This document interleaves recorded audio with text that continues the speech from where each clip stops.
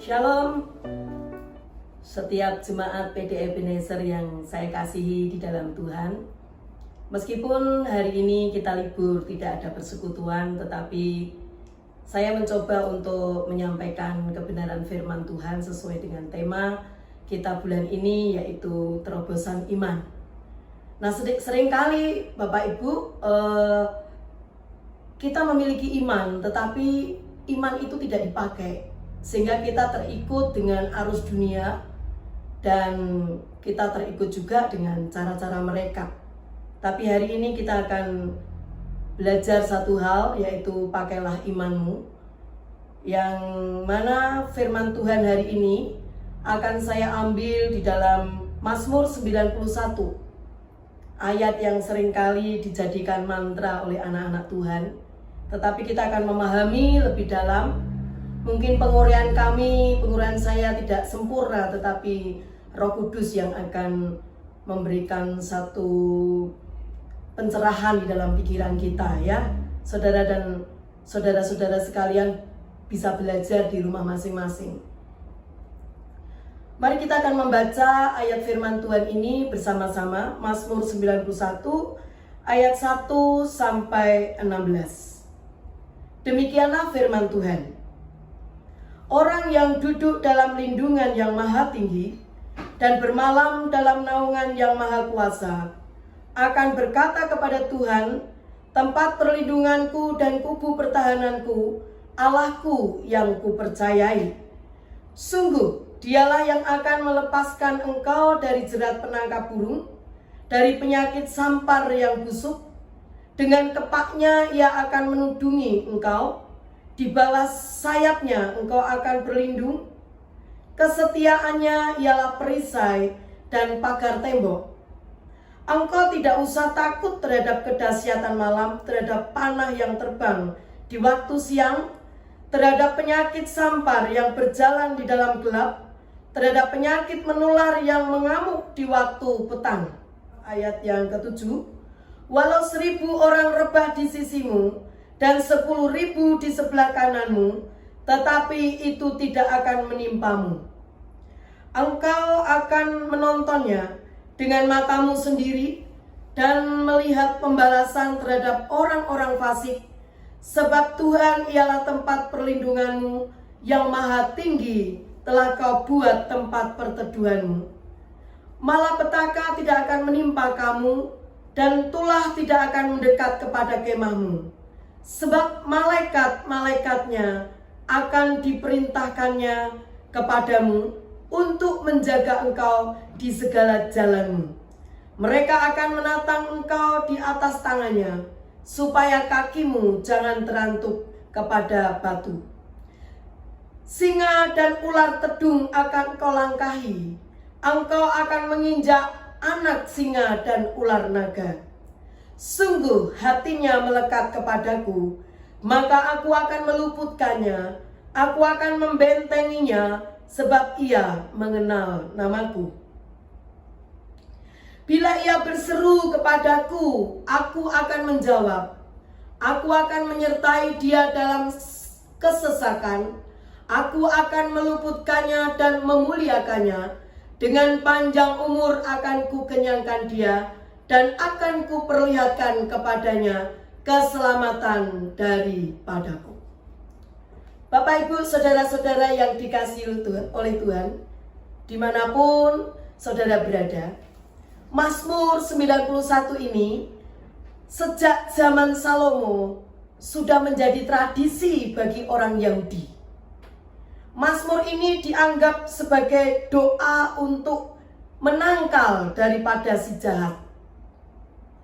Maka jikalau ada orang pada zaman itu yang kerasukan setan, dan jika ada kuasa-kuasa kegelapan, hal itu selalu didoakan melalui Mazmur 91 ini.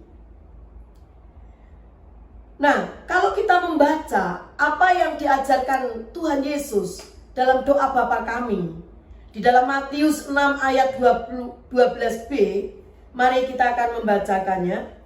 Matius pasal 6 ayat yang ke-12b. Demikian firman Tuhan.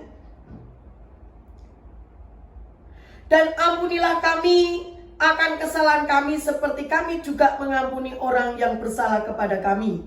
Maksud saya ayat 13. Dan janganlah membawa kami dalam pencobaan, tetapi lepaskanlah daripada yang jahat. Ya. Jadi yang saya maksud tadi, kalau di dalam mungkin tab ya, tadi saya belajarnya pakai tab, jadi saya membacanya Matius 6 ayat 12b. Tetapi di sini di Alkitab, yaitu Matius 6 ayat 13, katakan, dan janganlah membawa kami ke dalam pencobaan, tetapi lepaskanlah kami daripada yang jahat. Nah, doa yang diajarkan Yesus itu memiliki korelasi di dalam Mazmur 91. Apa yang diajarkan Yesus itu ada kaitannya di dalam perjanjian lama ini, di mana Tuhan Yesus mengajarkan doanya supaya dilepaskan daripada yang jahat. Karena itu saudara-saudaraku yang dikasihi oleh Tuhan, kita akan belajar satu persatu daripada ayat ini, dan kita akan benar-benar memahaminya di dalam Mazmur pasal yang ke-91 tadi. Apa yang dimaksud daripada ayat-ayat tersebut?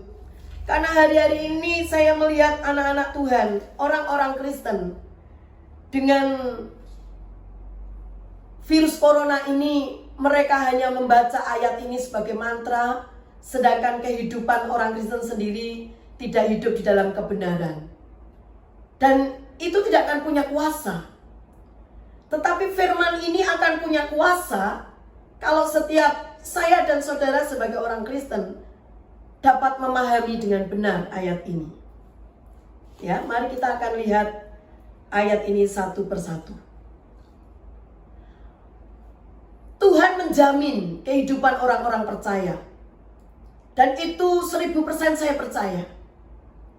Namun di ayat 1 ini kita belajar, orang yang duduk dalam lindungan yang maha tinggi dan bermalam dalam naungan yang maha kuasa. Ya saudara-saudara, dikatakan orang yang hidup dalam lindungan Allah yang maha tinggi. Yang duduk dalam lindungan itu artinya kita itu sedang duduk di tempat rahasia. Ya. Nah, kata-kata ini menggambarkan duduk di ruangan maha kudus. Kita tahu bersama bahwa di dalam tabernakel itu ada 3 ruangan. Ya. Ada halaman, ada ruang suci, dan ada ruang maha kudus. Dan ruangan maha kudus ini hanya imam besar yang boleh masuk di sana. Ruangan maha kudus ini adalah tempat rahasia. Nah, tempat itulah tempat duduk dalam hadirat Tuhan, duduk dalam naungan Tuhan. Nah, saudara-saudaraku yang dikasihi oleh Tuhan, dan kita bersyukur ya, bermalam dalam naungan yang maha kuasa, berteduh di dalam naungan Allah yang maha besar. Saudara, kalau kita duduk dan bermalam di suatu rumah, ya entah kita bertamu atau kita bersilaturahmi di tempat saudara kita atau teman kita, kalau ada kata duduk dan bermalam, itu bukan tamu biasa, tetapi itu adalah tamu istimewa. Pasti ia memiliki hubungan yang istimewa, hubungan yang erat, ikatan yang kuat. Nah, 2 hal ini kalau kita simpulkan betapa akrabnya orang ini dengan Tuhan. Ya. Dikatakan orang duduk dalam lindungan yang maha tinggi. Jadi orang Kristen yang bagaimana? Yang akan mendapatkan perlindungan Tuhan, yaitu orang yang duduk di dalam lindungan Allah.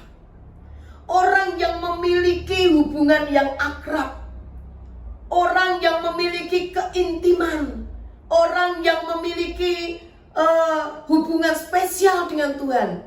Bukan orang Kristen KTP, bukan orang Kristen yang belum bertobat, bukan orang Kristen yang disebut Kristen tetapi kehidupannya jauh dari kekristenan. Tetapi orang yang akan mendapatkan perlindungan Tuhan adalah orang yang hidup dalam lindungan Allah. Orang yang punya hubungan yang istimewa, orang yang punya hubungan yang akrab, punya satu persekutuan dengan Tuhan yang intim.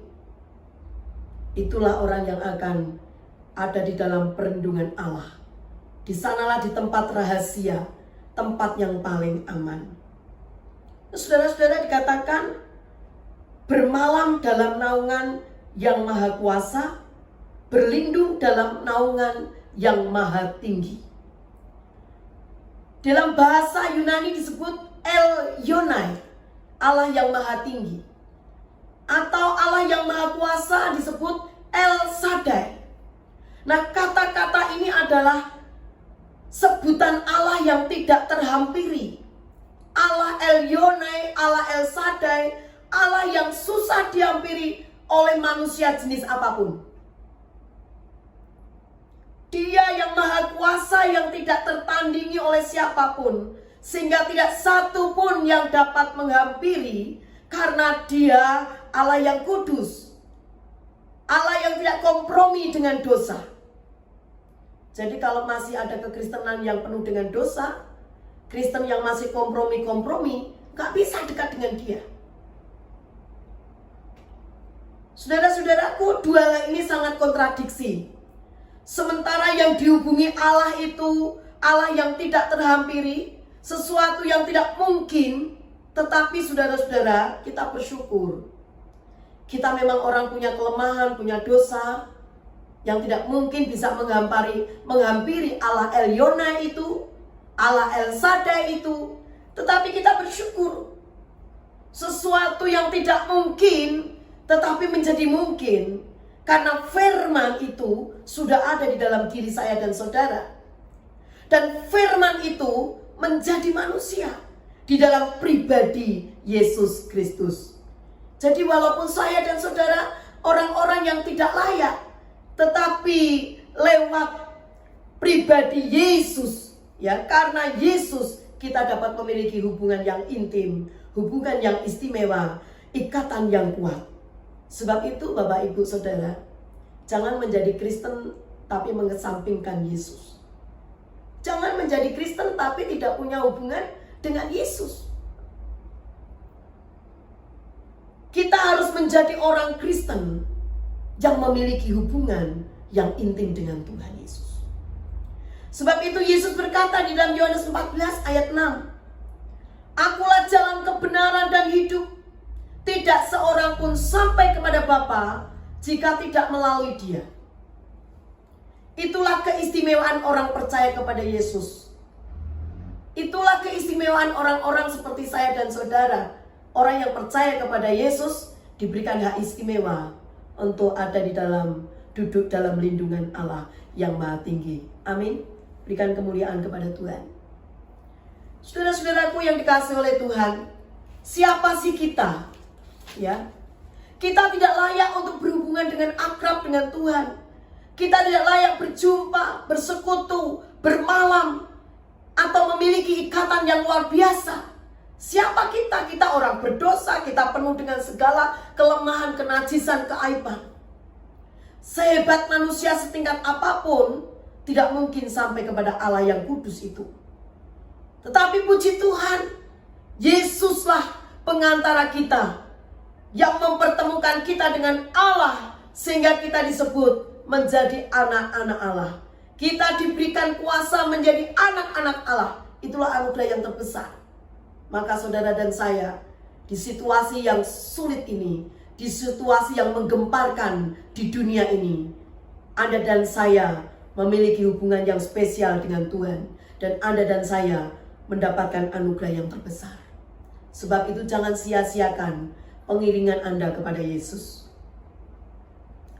Saudara-saudara yang dikasihi oleh Tuhan, kita bersyukur kita bisa menjadi anak-anak Allah. Itu adalah anugerah yang terbesar buat kita, karena diberikan Yesus bagi kita. Tubuh dan darahnya menjadi jaminan bagi kita untuk saya dan saudara bisa berjumpa dengan Dia. Allah yang tidak terhampiri itu, Allah Elyonai, Allah El Shaddai itu. Ini adalah hak istimewa. Itu mukjizat yang terbesar. Untuk itu kita harus bersyukur. Untuk itu kita harus setia untuk mengiring Yesus, melayani Yesus yang begitu baik. Mukjizat yang terbesar adalah ketika Anda dan saya bisa terhubung dengan Allah yang tidak terhampiri itu. Anda dan saya dilayakkan untuk bisa bertemu dengan Yesus. Kalau mukjizat yang lain-lain itu adalah bonus, mukjizat Anda disembuhkan, mukjizat Anda diberikan pekerjaan, mukjizat Anda dihindarkan dari kecelakaan, itu mukjizat yang bonus. Tetapi mukjizat yang terbesar, mukjizat yang kita alami adalah Anda dan saya dilayakkan untuk bertemu dengan Allah yang besar, yang tidak terhampiri itu, melalui pribadi Yesus yang sekarang kita menjadi percaya. Amin, Bapak Ibu. Anda harus tetap setia dan takut akan Tuhan. Nah, saudara-saudara, kita bersyukur Mazmur 91 ini memberi daftar yang panjang. Bahaya-bahaya pekerjaan si jahat yang dari dulu hingga sekarang bekerja merajalela. Dan orang Kristen tidak perlu cemas, karena kejahatan, bahaya-bahaya itu sejak ada di zaman Salomo. Bahkan sejak ada di zaman Adam dan Hawa ketika sudah jatuh di dalam dosa. Dan kita orang-orang Kristen memiliki janji ini. Saudara, tentang bahaya si jahat yang masuk dalam diri manusia. Nah, daftar yang panjang ini sekaligus jaminan bagi orang yang percaya supaya bisa luput daripada si jahat itu. Saudara, kita lihat daftar itu, Anda dan saya bisa lihat di ayat 2 dan sampai 16 ya. Nah, supaya memudahkan, kita akan belajar dari pembagian ayat ini. Sebab itu, saudara-saudara, si jahat itu mudah bekerja ya. Di ayat 2 kita lihat bahwa akan berkata kepada Tuhan tempat perlindunganku dan kubu pertahananku, Allahku yang ku percayai. Nah, saudara-saudaraku, kita lihat dalam doa Bapa kami tadi yang sudah saya singgung dalam Matius 6 ayat 13. Berkata bahwa lepaskan kami dari pencobaan dan lepaskan kami dari yang jahat. Dua hal ini begitu dahsyat sehingga menjadi rumusan doa Bapa kami. Karena dalam diri manusia itu ada sarananya, ada jalannya atau ada channelnya, sehingga dapat masuk kejahatan itu. Makanya murid-murid minta diajarkan doa Bapa kami, lepaskan kami daripada yang jahat, lepaskan kami dari pencobaan. Saudara, kejahatan itu atau propaganda si jahat itu dapat masuk ke dalam diri manusia karena manusia punya unsur itu, ya. Jadi manusia itu punya satu channel di mana si jahat atau kejahatan itu bisa masuk dan sangat mudah. Ya. Paulus berkata, saudara-saudara, bahwa dalam diri manusia itu ada hawa nafsu. Kenapa si jahat itu bisa masuk? Kenapa murid-muridnya minta diajarkan doa Bapa kami? Doanya isinya adalah lepaskan dari yang jahat. Saudara, kejahatan itu mudah masuk dalam diri manusia. Karena manusia itu punya sarananya. Manusia itu punya channelnya, pintu masuk ke sana. Dan pintu masuknya itu ada dua. Karena manusia itu memiliki hawa nafsu. Setiap manusia siapapun punya hawa nafsu, ya. Lewat hawa nafsu inilah si jahat mudah masuk dalam diri manusia. Karena sehebat apapun manusia ini memiliki ini semuanya, ya. Dan yang kedua, seringkali manusia itu dicobai oleh keinginan dan hasratnya. Karena manusia itu tidak luput daripada keinginan. Tidak semua keinginan salah, tetapi keinginan yang tidak sesuai dengan firman Tuhan, itulah yang dapat menjadi akses si jahat itu masuk. Nah, kedua ini harus dikendalikan. Untuk mengendalikan hal ini, manusia diberikan akal budi, manusia diberikan pikiran. Sebab itu Paulus berkata, dia menaklukkan pikirannya kepada Kristus. Lewat apa? Lewat kebenaran firman Tuhan yang kita baca setiap hari. Anda dan saya bisa menaklukkan pikiran itu di dalam Kristus. Dan Anda dan saya bisa luput daripada nafsu dan keinginan yang salah. Saudara-saudaraku yang dikasihi oleh Tuhan, itulah saudara kita rentan daripada segala dosa, dari segala keinginan yang jahat. Nah saudaraku, kita akan lihat di ayat yang kedua lagi dan ayat 9.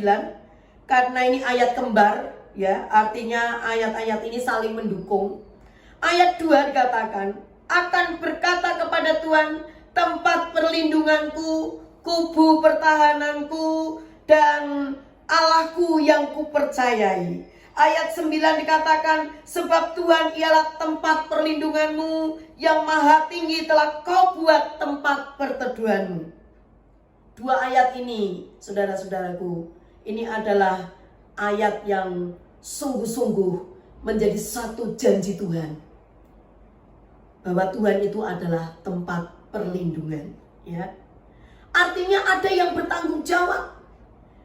Di dunia ini apapun yang terjadi atas hidup kita, kondisi apapun, ada yang bertanggung jawab. Buat orang-orang percaya, orang-orang Kristen, Anda dan saya tidak yatim piatu. Amin. Kita tidak sendirian walaupun Anda hidup sendirian. Kita tidak yatim piatu karena roh diberikan kepada kita supaya kita tidak menjadi yatim piatu. Tidak usah khawatir apapun yang sedang Tuhan izinkan terjadi dan situasi apapun. Karena apa? Tuhan itu adalah tempat perlindungan. Artinya ada Allah yang bertanggung jawab. Kita tidak bergumul sendirian. Sebab itu jalani hidup ini dengan semangat. Siapa yang bertanggung jawab kalau kita harus jalani hidup ini dengan semangat? Allah yang bertanggung jawab. Allah yang punya nama El Yonai, Allah yang punya nama El Shaddai. Dialah Allah yang bertanggung jawab atas hidupmu dan hidupku. Kau tidak usah khawatir. Memang kesulitan-kesulitan harus kita hadapi. Virus corona ini juga harus kita hadapi.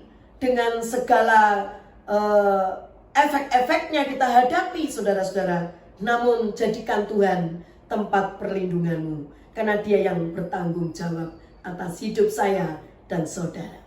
Sebab itu Yesus ajarkan doa Bapa kami yang pertama adalah Bapa di sorga. Kita punya hubungan, bukan hanya sebutan, tetapi kita punya hubungan. Kalau kita menyebut Bapak Presiden kita adalah Bapak Jokowi, Bapak Presiden kita, itu hanya sebutan, tapi kita tidak punya hubungan. Tapi kalau kita berdoa menjadikan tempat Tuhan sebagai tempat perlindungan, kita sebut Bapa di sorga. Saudara, itu bukan hanya sebutan, tapi kita punya hubungan. Saya dan saudara adalah anak-anak Allah. Dia adalah Bapa di sorga yang bertanggung jawab untuk hidup saya dan saudara hari ini sampai pada kekalan. Amin. Jadi saudara, jadikan Tuhan itu tempat perlindungan. Dia berjanji bahwa Tuhan itu tempat perlindungan. Yang berikutnya di ayat 2 ini, Tuhan itu adalah kubu pertahananku. Apa artinya kubu pertahanan? Adalah tempat pelarian, tempat perlindungan. Artinya kalau tadi ada yang bertanggung jawab, ya saudara-saudara, ketika kita jadikan Tuhan itu tempat perlindungan, ada yang bertanggung jawab. Kalau kubu pertahanan ini adalah ada yang diandalkan. Ya, mungkin sepertinya kita tidak mampu, ya. Kita tidak punya kuasa lagi, tetapi ada yang diandalkan. Siapa yang kita andalkan? Allah El Yonai, Allah El Shaddai. Tuhan berkata di dalam Yeremia 17, saudara-saudara, ayat yang kelima sampai ke-7, diberkatilah orang yang mengandalkan Tuhan. Saudara, apapun yang terjadi, masuk di dalam tempat rahasia Allah. Andalkan Tuhan. Jadikan Tuhan sebagai kubu pertahanan. Ya, mungkin hari-hari ini Anda mengalami juga di dalam pekerjaanmu dalam rumah tanggamu, dalam ekonomimu, dalam kesehatanmu kurang membaik, sepertinya engkau tidak mampu, tetapi bersyukur kita punya kubu pertahanan. Ada yang kita andalkan, dan yang kita andalkan itu bisa dipercaya. Yang kita andalkan itu tidak memberikan harapan-harapan kosong, tapi harapan yang pasti. Siapa namanya? Yesus, Allah Elionai, Allah El Shaddai. Nah, ayat 9 saudara-saudara, dikatakan tadi, sebab Tuhan ialah tempat perteduhanmu. Jadi ada yang pertama tadi adalah Tuhan tempat perlindungan. Yang kedua adalah Tuhan itu tempat kubu pertahanan. Dan yang ketiga adalah tempat perteduhan. Ini menggambarkan bagaimana seorang anak, kalau anak itu masih kecil, ketika anak itu lagi berantem dengan kakaknya, ya anak kecil itu akan lari kepada ibunya, ya minta perlindungan. Ibunya akan mengayomi, diam nak, ya memberikan kenyamanan, memberikan keamanan. Dan Tuhan itulah tempat perteduhan kita, saudara-saudara. Ketika Anda dan saya suka masuk di dalam tempat rahasia Allah, tempat yang maha kudus, tempat yang tidak terhampiri, tetapi melalui Yesus Kristus kita bisa menghampiri di dalam doa kita, di dalam saat teduh kita. Maka saudara-saudara, Tuhan menjamin menjadi tempat perteduhanmu, ya. Tempat yang paling aman, tempat yang membuat kita ada damai sejahtera, tempat yang membuat kita merasa bahagia, merasa sentosa. Saudara, 3 jaminan ini luar biasa. Tuhan adalah tempat perlindungan, Tuhan adalah kubu pertahananmu, kubu pertahanan kita, Tuhan adalah tempat perteduhan kita semuanya. Amin. Karena itu saudara-saudaraku, kita tidak perlu takut. Ya, daftar yang panjang yang ditulis di dalam Mazmur 91 itu hari-hari ini sedang terjadi. Sebab itu saudara-saudaraku, kalau itu tadi kita belajar bahwa Tuhan menjamin, sekarang daftar musuh ya, mulai kita akan belajar di sini. Ayat 3. Apa yang terjadi di dunia ini sudah ditulis oleh Alkitab. Ayat 3 dikatakan, sungguh dialah yang akan melepaskan engkau dari jerat penangkap burung. Dikatakan daftar musuh yang pertama itu adalah jerat penangkap burung. Apa itu Bapak Ibu? Jerat itu adalah jebakan, cobaan-cobaan yang datangnya dari si jahat, yang seringkali menjebak kita. Sepertinya manis tapi berbahaya. Nah saudara-saudara, itu menjerat, bagaikan jerat.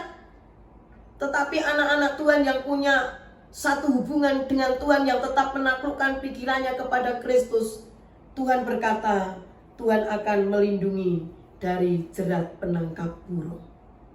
Godaan-godaan apapun yang akan menjatuhkan kita, kalau kita tetap ada di dalam Tuhan, kita tetap hidup benar.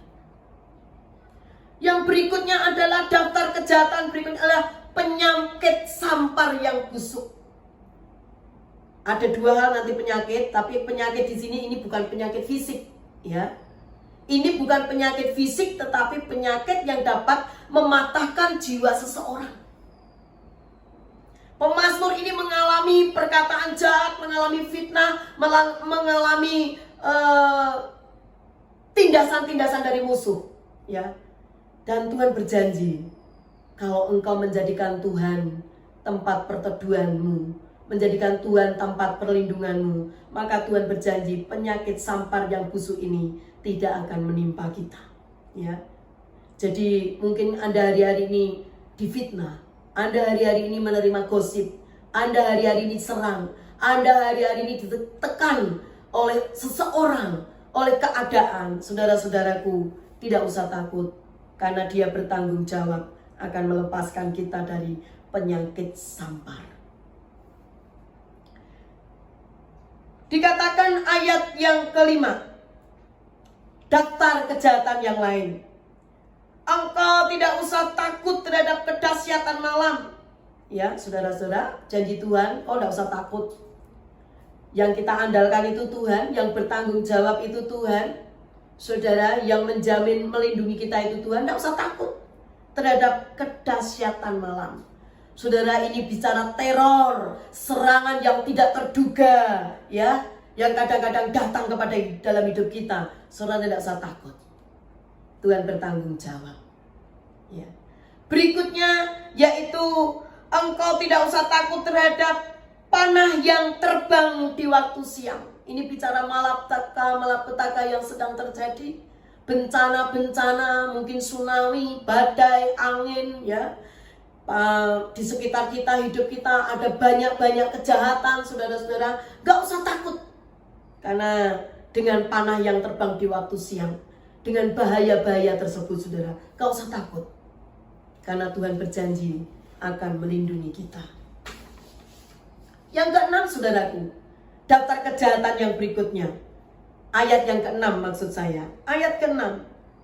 Tidak usah takut terhadap penyakit sampar yang berjalan di dalam gelap. Nah, ini betul-betul penyakit, ya. Penyakit sampar berjalan ini betul-betul penyakit. Bisa juga virus corona yang berjalan di waktu malam, saudara-saudara, ya. Di dalam gelap, berjalan di dalam gelap, saudara. Yang hari-hari ini sedang mewabah di seluruh negara-negara termasuk negara Indonesia. Walaupun belum banyak, tetapi kita tidak berharap banyak berhenti sampai di sini. Karena di Indonesia ada perlindungan Tuhan, saudara-saudara. Saudara-saudaraku, Tuhan berjanji, gak usah takut, ya. Penyakit sampar yang berjalan dalam gelap ini, ya. Jangan panik, jangan terlalu khawatir sehingga kita disebut oleh Tuhan Yesus orang yang terlalu khawatir, yang berlebihan. Itu bukan seperti anak Tuhan. Tapi juga kita tidak boleh mencobai Tuhan. Kalau pemerintah mencanangkan kita harus break 2 minggu, tidak boleh ke mall, tidak boleh kemana-mana, jangan kita langgar. Kalau kita harus hidup steril, harus cuci tangan, pakai septik, saudara-saudara, ya, harus minum dengan minuman yang sehat, saudara, kita lakukan. Sebagaimana upaya yang bisa kita lakukan, kita tetap taat kepada pemerintah. Namun kita tidak perlu khawatir secara berlebihan, tapi kita juga tidak boleh mencobai Tuhan. Ya, jadi memang gunakan 2 minggu ini adalah hari Sabat kita di rumah masing-masing dengan keluarga. Amin. Jangan kemana-mana dulu. Tahan 2 minggu. Ini puasa. Ini puasa, kita tidak pergi kemana-mana. Saudara-saudara yang dikasih oleh Tuhan, dikatakan ayat 10, daftar kejahatan yang terjadi. Malapetaka tidak akan menimpa kamu, dan tulah tidak akan mendekat kepada kemahmu. Ya, dikatakan malapetaka itu sekarang ada di mana-mana. Artinya, saudara-saudara, kejahatan itu meningkat dan di mana-mana. Di daerah Genuk sekarang sudah ada terjadi penculikan anak. Dan mereka hanya punya tujuan, si penculik itu, untuk mencari organ-organ tubuh anak dijual. Saudara, di mana-mana kita ada kejahatan. Yang kita anggap sebagai teman pun bisa berbuat jahat. Yang kita anggap sebagai orang yang mungkin sahabat karib kita pun, ataupun orang-orang yang sepertinya ramah dengan kita pun, saudara, itu bisa berbuat jahat terhadap kita. Walaupun itu tidak semua orang yang ada di sekeliling kita orang jahat, saudara, ya. Sahabat kita bukan semua orang jahat, tetapi ada kejahatan di mana-mana. Saudara mungkin mengerti sendiri, melihat di media-media yang ada. Saudara, banyak kejahatan di lingkungan kita dan membuat kita kadang-kadang takut. Tapi jangan sedikit-sedikit kita takut, ya, karena ada Tuhan bersama-sama dengan kita. Nah, saudara-saudara, itu kejahatan-kejahatan yang ada di sekitar kita. Hal-hal yang terjadi di sekitar kita, yang dialami oleh anak Tuhan maupun tidak anak Tuhan. Tapi satu hal, bahwa Tuhan akan mengadakan satu perbedaan. Siapa yang beribadah sungguh-sungguh dan yang tidak beribadah sungguh-sungguh, itu perbedaan Tuhan akan memberikannya.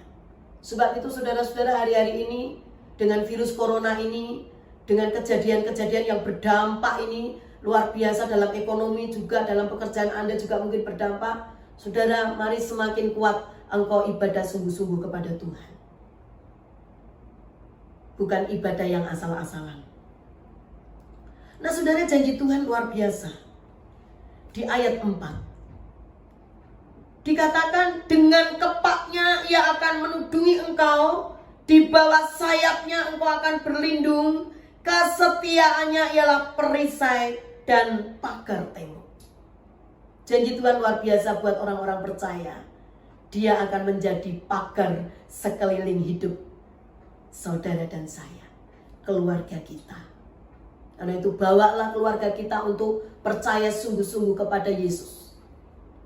Dan ayat 8 mengatakan, engkau hanya menontonnya saja dengan matamu sendiri dan melihat pembalasan terhadap orang-orang fasik.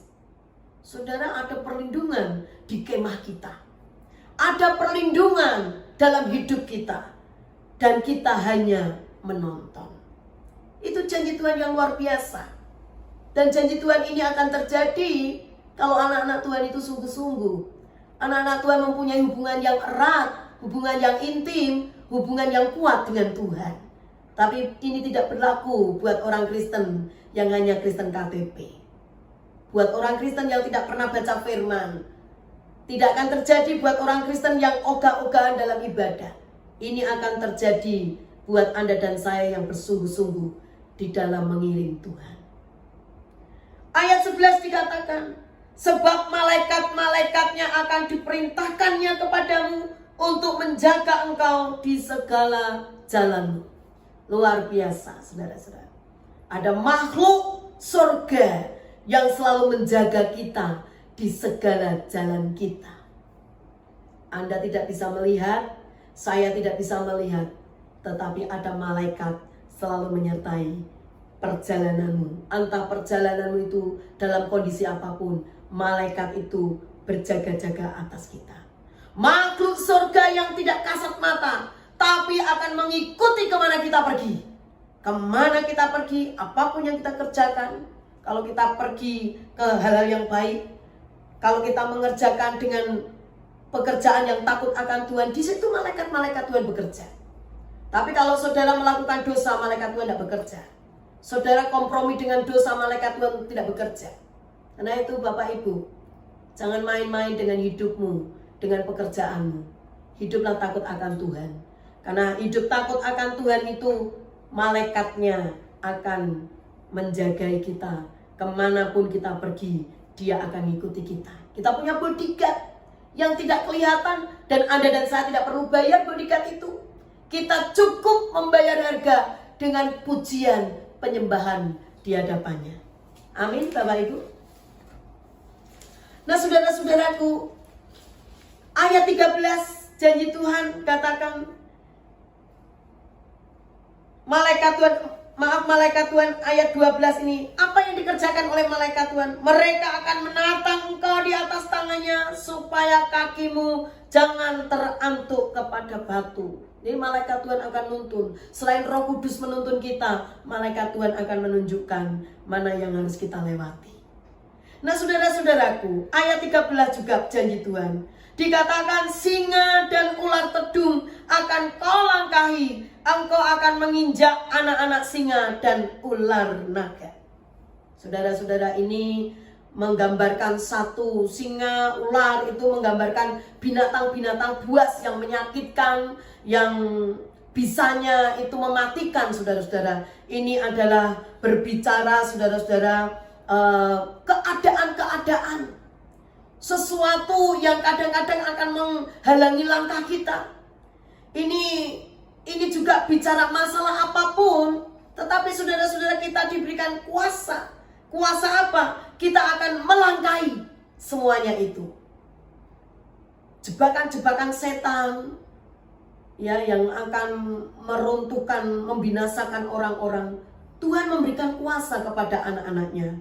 Singa dan ular tedung akan kau langkahi. Haleluya. Kita akan lewati. Kita akan langkahi sesuatu yang buas, sesuatu yang menikam, sesuatu yang menggigit, sesuatu yang menghancurkan. Saudara diberikan kuasa menjadi anak-anak Allah, kita akan langkahi. Itu yang disebut kita lebih daripada pemenang. Dan selanjutnya dikatakan engkau akan menginjak anak singa dan ular naga. Artinya saudara-saudaraku, seandainya kejadian itu sudah dekat, kita tidak punya persiapan apapun, tapi kita diberi kuasa untuk menginjak kuasanya. Haleluya. Kalau kita sudah tahu dari jauh-jauh permasalahan yang akan terjadi, Tuhan berjanji kita bisa melangkahi. Tapi kalau kita tidak tahu, tiba-tiba itu terjadi, gak ada kesiapan apa-apa, tapi Tuhan tetap memberikan kuasa, kita akan menginjak-injak. Amin. Mari injakkan kakimu dengan praktek firman profetik ini, ya. Injak-injak kekuatan iblis yang akan merusak kita, menghajar kita, kita injak-injak. Tidak ada kuasanya. Karena kita adalah anak-anak Allah, diberikan kuasa, ya. Praktekkan iman. Nah, saudara-saudara, kenapa bisa terjadi? Saudara-saudara, karena kita menjadikan Tuhan menjadi tempat perteduhan kita. Kita duduk dalam lindungan Allah. Kita duduk di dalam tempat rahasia Allah, yaitu tempat kudusnya Allah. Nah, saudara, ayat 14 dikatakan di sana, sungguh hatinya melekat kepadaku, maka aku akan meluputkannya, aku akan membentenginya, sebab ia mengenal namaku. Bila ia berseru kepadaku, aku akan menjawab. Aku akan menyertai dia dalam kesesakan. Aku akan meluputkan dan memuliakannya. Saudara, luar biasa. Inilah janji Tuhan, ya saudara-saudara. Hati yang melekat kepada Tuhan. Tuhan berkata, saudara pasti luput dari segala sesuatunya. Karena itu hari-hari ini, lekatkan hatimu kepada Tuhan. Jangan kepada harta. Jangan kepada apa yang kita punya. Jangan kepada kekuatan kita. Kita tidak ada apa-apanya. Lekatkan hari-hari ini hatimu kepada Tuhan. Karena Tuhan berjanji akan meluputkannya semuanya. Ya. Ketika kita berseru, saudara-saudara, kita dijawab oleh Tuhan. Nah, inilah bagian kita. Dan bagian itu Tuhan sediakan semuanya bagi orang-orang yang percaya di dalam nama Yesus. Amin. Seluruh janji-janji Tuhan itu akan diberikan kepada anak-anaknya. Tapi kepada anak-anaknya yang menjadikan Tuhan tempat perlindungan. Luar biasa saudaraku, ya. Dan ayat terakhir ini adalah ayat bonus. Apa ayat bonus itu? Dengan panjang umur akan ku kenyangkan dia, dan akan ku perlihatkan kepadanya keselamatan daripadaku. Ini ayat bonus. Ya. Saudara, panjang umur dan akan dikenyangkan. Kalau saudara dikenyangkan itu, saudara tidak akan kepengen yang macam-macam. Kalau rohanimu sudah dikenyangkan oleh Tuhan, sudah dipuaskan oleh Tuhan, saudara tidak akan cari kepuasan yang lain. Saudara tidak akan cari kesenangan yang lain. Karena ini bonusnya Tuhan. Orang yang Tuhan akan memberikan umur panjang, Tuhan akan mengenyangkan kita. Nah saudara, kalau saudara masih merindukan kesukaan-kesukaan di luar kebenaran, itu saudara tidak dapat bonus. Karena Tuhan memberikan bonus, umur panjang, ya. Dengan panjang umur akan ku kenyangkan dia, dan akan ku perlihatkan kepadanya keselamatan daripadanya. Saudara, ini janji Tuhan yang luar biasa untuk kita semuanya. Karena itu saudara-saudaraku, gak usah takut, gak usah khawatir, gak usah panik. Kita masih ada di dalam perlindungan Tuhan. Masih ada yang bertanggung jawab atas hidup kita. Dan kiranya firman yang saya sampaikan, walaupun saya tidak hadir di dalam persekutuan, kita tidak bertemu di dalam persekutuan, tetapi kita satu di dalam hati, dan kita bisa saling berbagi firman ini. Kita menguatkan satu dengan yang lain, Anda dan saya tetap harus berjaga-jaga, tidak boleh mencobai Tuhan, tetapi Anda dan saya harus tetap percaya. Jadikan Tuhan tempat perlindungan kita. Demikian firman Tuhan. Shalom. Amin. Mari kita berdoa. Bapa di surga, hamba-Mu berdoa buat setiap anggota PD Ebenezer yang hari ini, dimanapun mereka berada, meskipun kami libur persekutuan, tetapi kuasa yang sama itu tetap menyatukan kami di dalam satu kasih, di dalam satu hati, di dalam satu roh, untuk kami boleh menghadirkan kuasa-Mu ada di tengah-tengah kami. Sebab itu kami berdoa perlindungan-Mu sempurna buat anggota jemaat-jemaat PD Ebenezer dimanapun mereka berada. Tuhan, Engkau melindungi mereka, Engkau menyembuhkan mereka kalau mereka sakit, Engkau memberikan kekuatan kalau mereka, Tuhan, ada di dalam masalah. Engkau memberikan, Tuhan, damai sejahtera ketika mereka diperhadapkan dengan badai kehidupan.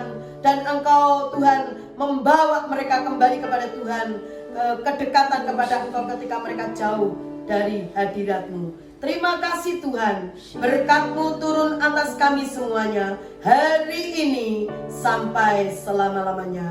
Amin. Shalom.